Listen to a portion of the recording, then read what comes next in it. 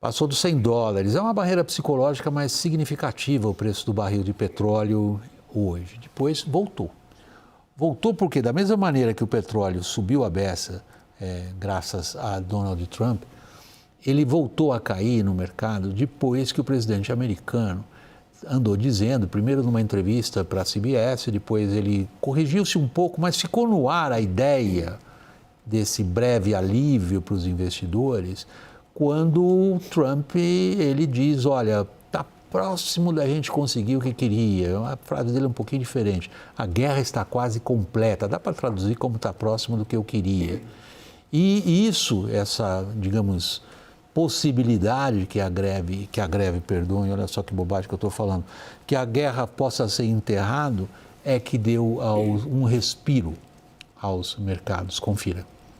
Trump insistia que a alta nos custos do combustível seria curta e um mal necessário. No entanto, o mercado financeiro não vinha comprando a versão da Casa Branca. Pela primeira vez desde o início da guerra na Ucrânia em 2022, o preço do barril do tipo Brent, referência para o mercado internacional, ultrapassou os $100. No fim do dia, o mesmo produto chegou a bater menos de 85, uma variação de mais de $20 ao longo do pregão, algo tratado como incomum. O alívio temporário nos custos veio por causa de declarações de Trump de que a guerra teria um fim próximo. No entanto, a incerteza persiste. Isso porque ainda não há sinais claros da abertura do Estreito de Hormuz pelo governo do Irã. Uma parte importante do combustível comercializado pelo planeta passa ou costumava passar pelo local. No dia 5 de março, somente 6 embarcações passaram por ali. 10 dias antes, em 25 de fevereiro, foram 152. Trump disse que está pensando em tomar o local e pretende mudar relações comerciais com outros países para reduzir os preços. And I will not allow a terrorist regime to hold the world hostage and attempt to stop the globe's oil supply. And if Iran does anything to do that, they'll get hit at a much, much harder level. We're also waiving certain oil-related sanctions to reduce prices. So we have sanctions on some countries. We're going to take those sanctions off until this straightens out. Outros países também pensam em planos para a reabertura da passagem.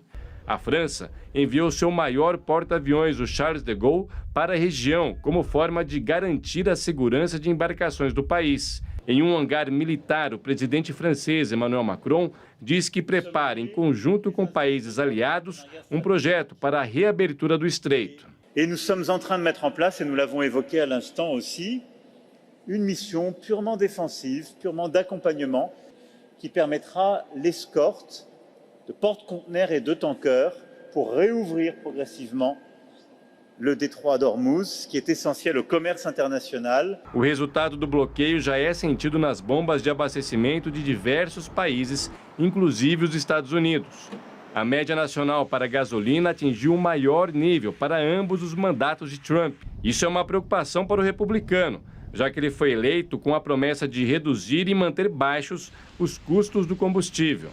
They're horrible. They're too expensive. They're high.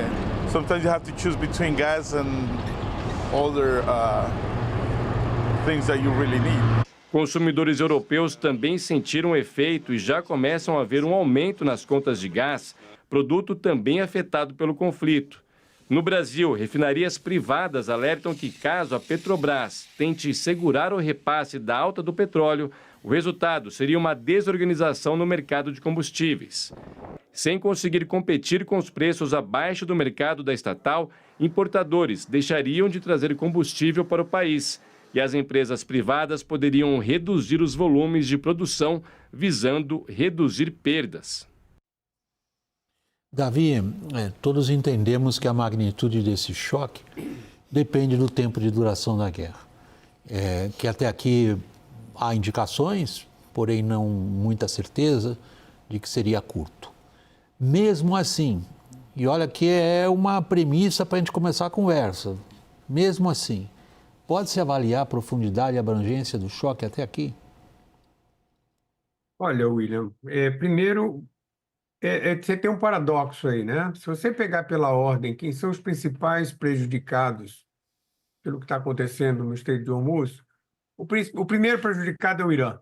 né? Porque o Irã ele exporta 90% do petróleo dele para a China, ele depende, praticamente toda a sua pauta as exportações do petróleo e 40% do PIB iraniano. Então, o Irã, de alguma maneira, está dando, não é nem um tiro no pé, está dando tiros para todos os lados, mas está sendo prejudicado. O segundo prejudicado, principal, é a China, porque a China, que importa 70% do seu petróleo, e 40% desse petróleo, quase 50% desse petróleo, também passa pelo Estreito de Hormuz. E o terceiro são os países produtores da região, quer dizer, então você tem aí esses impactos que foram elencados agora na reportagem, mas você vai ter agora, eu entendo, uma pressão muito forte de países, e eu diria principalmente a China, que tem interesse também que esse conflito termine rapidamente. A China não vai intervir, não há hipótese, pelo menos diz a racionalidade, que a China vai intervir militarmente. Então, ela pode intervir diplomaticamente e economicamente no Irã, que é um estrangulamento da principal fonte de divisas do Irã também. E completando, acho que você tem outras questões aí que não são... A gente está vendo bomba de gasolina, está vendo aquecimento, mas você vai ter problemas na exportação de subprodutos essenciais, como, por exemplo, o enxofre para você fazer ácido sulfúrico, que é necessário para mineração no mundo inteiro. Praticamente todo o enxofre sai de lá. Você tem problemas de abastecimento de gás de países como Taiwan, por exemplo, que 10% da energia elétrica vem do gás natural e a maior parte do Estreito de Hormuz. Você tem os nitrogênios, para fertilizantes. Então, a questão ela é muito mais abrangente do que parece, e eu diria que os prejudicados, de alguma maneira, vão ter que dar uma solução para isso, independente até do conflito, de alguma maneira, terminar ou não no curto prazo. Lorival, seria o que o Davi nos está descrevendo, talvez, uma possível forma de se entender as palavras do Trump hoje? Eu acho que o Trump ele continua sendo bastante ambivalente, né? Não é possível fazer isso, ou seja, não dizer que vai elevar em 20 vezes os ataques ao Irã não é uma forma de tranquilizar os mercados, de apaziguar a situação, porque é muito fácil fechar o Estreito de Hormuz. Não é preciso ser militarmente superior, não é preciso nem sequer ter um regime funcionando. Um grupo como os Houthis, por exemplo, poderiam fazer isso. Com minas marítimas, com toda sorte de desestabilização, e esse é um mercado muito sensível. E olhando para a geografia do que está acontecendo, fica fácil entender por que o Mohammed bin Salman, que é o príncipe herdeiro da Arábia Saudita, foi o principal incentivador do Trump para realizar esses ataques, porque o petróleo e gás liquefeito da Arábia Saudita sai também pelo Mar Vermelho, e a elevação dos preços favorece muito quem continua no jogo. E hoje Mohammed bin Salman advertiu o Irã com palavras muito fortes, sem precedentes, de se o Irã continuar, a Arábia Saudita vai entrar e vai revidar. Então, o quadro não é de estabilidade, não é de estabilização, existe um jogo geopolítico que converge para o recrudescimento dessa crise. William, deixa eu pegar aqui carona no que o Lorival está falando, porque esse cenário que ele descreve é o que explica a altíssima volatilidade dos mercados hoje. Quer dizer, o mercado não suporta o grau de volatilidade que viveu hoje. De começar ontem à noite, à madrugada, com o petróleo disparando 20% e terminar o dia hoje, no aftermarket, né, mesmo depois que os negócios fecharam, mas ainda tem negócio, com o petróleo em queda, com a referência da sexta-feira. Esse é o grau de volatilidade que o mercado internacional não suporta, porque o descolamento do fundamento para a tomada de decisão, para a formação de preços, ele é muito radical. Então, só que assim, se a gente esticar a corda, o agente da volatilidade é o mesmo. É Donald Trump que fez a guerra começar e provocou uma instabilidade nos mercados e uma piora no preço do petróleo. E aí, quando ele fala que ele vai proteger o Estreito de Hormuz e que a guerra está acabando, ele é o agente da volta do mercado. Então, esse duplo papel de Trump, como provocador, ele já fez isso quando ele atuou na guerra comercial, e ele faz isso agora num conflito dessa natureza, que por si só já é imprevisível. Nós estamos falando aqui de questões pontuais, de necessidades pontuais e tal, mas hoje a Georgina, esqueci o sobrenome dela, do FMI. Diretora-gerente do Fundo Monetário Internacional. A diretora-gerente do FMI, ela disse o seguinte, olha, embrace for impact, sabe? Se protejam para o impacto, porque o que a gente está vendo hoje e os efeitos disso na economia podem ser muito maiores, porque a fonte, o agente da imprevisibilidade continua atuando. Ela usou aquela frase famosa do Captain Sully quando pousou o Airbus sem motores no Rio Hudson, lá foi em Nova York. Brace for impact. Ali brace, né? Não é embrace, brace, não é brace. Brace. É brace for impact. Só que ali todo mundo se salvou. Daniel Rittner, como é que o governo brasileiro está vendo essa situação? William, curioso, hoje eu tentei, até falei com o secretário de Política Econômica, Guilherme Mello, que me pediu, olha, eu só consigo fazer uma análise daqui a alguns dias, tamanho o grau de volatilidade que a Thaís bem descreveu. Mas se a gente pega algumas simulações das instituições financeiras, o BTG Pactual calcula, por exemplo, que mantida a atual taxa de câmbio, 5,20 por dólar, e com um Brent a $100, claro que não dá para a gente prever, mas se esse patamar, porventura, se estabiliza, o governo consegue zerar seu déficit primário e aí levando em conta pagamento de precatório, gasto que é excetuado para investimento em defesa, etc. Porque você tem basicamente 45 bilhões a mais de arrecadação adicional com tributos, royalties, participações especiais e 10 bilhões a mais de dividendos da Petrobras sem levar em conta o acionista minoritário, ou seja, só para o Tesouro Nacional mesmo.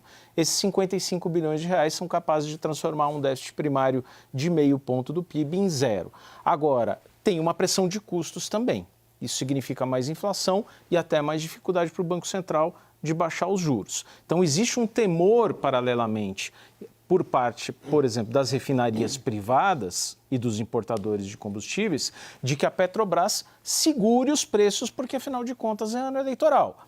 E isso prejudica demais a atuação dos importadores, que passam a não ver sentido nessa operação, das refinarias privadas, que ficam inviabilizadas de competir com a Petrobras, e pode haver, inclusive, mais adiante, uma própria responsabilização da Petrobras por esses danos causados. A chave da questão, se o petróleo segura sim, é a política de preços da Petrobras, se vai ser repassado para o mercado interno ou não, o que ninguém sabe, porque, afinal, não existe uma regra clara para ninguém depois do fim do PPI. Como que você está vendo esse impacto no Brasil, Davi? Olha, em boa parte, bom, primeiro, só uma observação em relação ao que a Thaís colocou, esse mercado futuro, ele é muito especulativo, quer dizer, eu entendo que você tem a volatilidade efetiva em relação à oferta e demanda, mas olha, vocês podem ter certeza que muita gente ganhou dinheiro com isso, ou seja, porque quando a gente fala em petróleo, a gente está falando em papel na maior parte do tempo, e você compra um índice de petróleo, então muita gente comprou a 90 e vendeu a 120, por aí vai.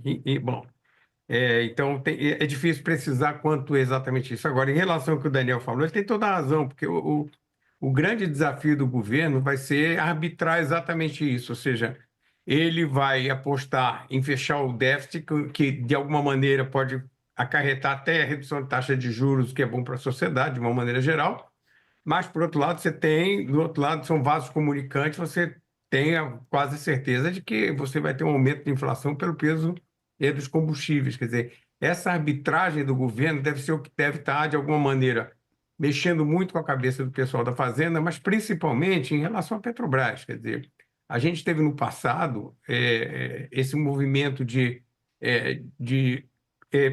segurar os preços de uma maneira artificial, e a Petrobras, ela chegou à beira, ela não quebrou, por ser uma empresa estatal com o poder, a força que ela tem. Aquela história que a gente está mencionando, too big to fail, quer dizer, ela é mas ela foi muito próximo desse limite. Quer dizer, a lição deve ter sido entendida. Eu acho que quem está lá na Petrobras é gente, na minha opinião, é gente responsável. E eu acho que essa arbitragem vai ser uma coisa muito do acionista principal, o controlador, que é o governo, o conselho de administração da empresa, que também tem muita responsabilidade em relação a isso, e essa questão do balanço dos vasos comunicantes, como foi colocado aqui. Você arbitra, por um lado, a questão de você praticar, o que é um presente, uma dádiva, você poder zerar o déficit em função de um fator externo que não tem nada a ver com nenhuma política interna. Por outro lado, tem que ver até que ponto você aguenta a inflação que vem junto com isso aí. Qual é a sua pegada? Eu vou só continuar um pouquinho mais na Petrobras e volto. O que você acha que vão fazer com isso? William, a fórmula para segurar a Petrobras está dada. A defasagem no preço do diesel está gigante. Já começa. Foi a gritaria hoje. Exato. Já começa, tem movimentos especulativos gigantescos, com o preço do diesel mexendo na bomba já. Né? O Fernando Nakagawa hoje trouxe, assim, na mesma cidade você tem o litro sendo vendido a R$ 9,00 e a R$ 5,00, né? Então, a especulação que o Davi lembra aqui do mercado de petróleo, ela também existe na bomba de gasolina. A pressão ela vai aumentar. Agora, tem um freio aí que pode aparecer na frente do governo, que é o Banco Central. Porque hoje o mercado recuou na aposta de uma redução de 0,5 ponto percentual da taxa de juros na semana que vem. Porque será que o Banco Central, que está em modo de cautela, está agindo sob cautela, vai aumentar a dose de cautela diante do grau de imprevisibilidade e de incerteza? Porque essa volatilidade que eu citei aqui do preço do petróleo, no petróleo ela é especulativa também no mercado acionário, mas são graus diferentes e machucam de formas diferentes. A volatilidade e a imprevisibilidade são um fator hoje predominante nos mercados em geral. Então, se de qualquer forma isso provocar uma reação mais contida do Banco Central, aí o governo vai ter que escolher, vai brigar com quem? Vai brigar com a Petrobras ou vai brigar com o Banco Central? Quem está definindo isso no governo, Daniel? Desculpa, William, não consegui te escutar. A pergunta parece simples, mas era maldosa. Quem está definindo isso no governo? Olha, William, é tão nova essa volatilidade, pelo menos da gente falar. Primeiro, o petróleo estava em $65, passou para a faixa dos 80, agora indo para 100, se ele se mantiver, é muito difícil ponderar isso dentro do governo, porque é um fator extremamente novo. Não me parece que o governo consiga resistir num ano eleitoral a segurar, ou pelo menos tentar segurar os preços e evitar um repasse integral por parte da Petrobras para a bomba de gasolina. Agora, tem um ponto ali que, sem falar especificamente sobre essa questão, que é o papel de Sidônio Palmeira. Em vários temas, incluindo aquele aumento de imposto para bits e BK, celulares, emerge sempre a voz de Sidônio dizendo, olha, vai por aqui, vai por lá. Então, ele, em grande parte, passou a ser também um formulador, em última instância, de política econômica. Então, por último, Davi, temos o secretário de marketing político do governo determinando o preço da Petrobras? Olha, faz sentido, porque em ano eleitoral, o preço da gasolina, antigamente, vocês devem lembrar, que o preço era tabelado. Hoje o preço, até está falando, porque hoje o preço na bomba não é mais tabelado, é um preço liberado. Quando o preço era tabelado, e na hora do Jornal das 8, dizia assim, o governo acabou de autorizar o aumento a partir de amanhã de alguns centavos no preço da gasolina. É psicológico, as pessoas saem correndo, enchem o tanque, às vezes perdem mais tempo numa fila, gastando combustível, esperando para abastecer. Isso era no passado, diga-se de passagem.